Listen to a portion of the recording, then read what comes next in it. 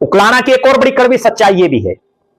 कि यहां जब श्रीनिवास गोयल की पुत्र वधू को टिकट मिली तो अग्रवाल समाज के कई प्रमुख चेहरों में भी नाराजगी थी, लेकिन सुरेंद्र पूनिया ने अग्रवाल समाज के बहुत से लोगों से बातचीत की, उनसे 1 to 1 मिलकर के, अकेले जा जा करके बात करके बीजेपी के कमल का फूल खिलाने का आह्वान किया। और उसका परिणाम जिस दिन मुख्यमंत्री के कार्यक्रम हुए उस दिन सबके सामने आ गया। किस तरह से अग्रवाल समाज एकजुट होकर के भारतीय जनता पार्टी की प्रत्याशी निकिता गोयल के साथ खड़ा दिखा। ओबीसी समाज हो या एससी समाज, भारतीय जनता पार्टी के साथ बहुत बड़े स्तर पर है। ब्राह्मण समाज बीजेपी का एक अटूट वोट बैंक माना जाता है और इस पूरे इलाके में सुरेंद्र पूनिया ने बहुत से लोगों को भारतीय जनता पार्टी में शामिल करवाने का काम किया। यहां प्रभारी मंत्री के नाते प्रदेश के कैबिनेट मंत्री कृष्ण कुमार बेदी लगातार उकलाना गांव और उकलाना मंडी में सक्रिय रहे।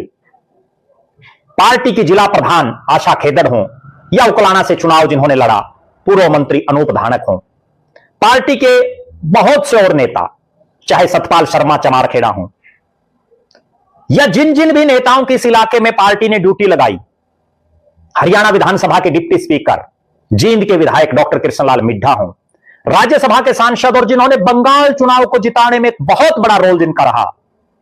जो बहुत बड़े रणनीतिकार हैं, संजय भाटिया हो, प्रदेश की सरकार के पंचायत मंत्री कृष्णलाल पंवार हो, पीडब्ल्यूडी मंत्री रणबीर सिंह गंगवा हो, भारतीय जनता पार्टी हरियाणा के प्रदेश अध्यक्ष पंडित मोहनलाल बड़ोली हो या बीजेपी के बहुत से अन्य चेहरे, उन तमाम के सामूहिक प्रयासों से उकलाना का चुनावी माहौल बिल्कुल बदलता नजर आ रहा है। और भोपू बंद होने के बाद लोग मंथन कर रहे हैं कि अगर विकास करवाना है तो कहीं इधर उधर भटकने की जरूरत नहीं।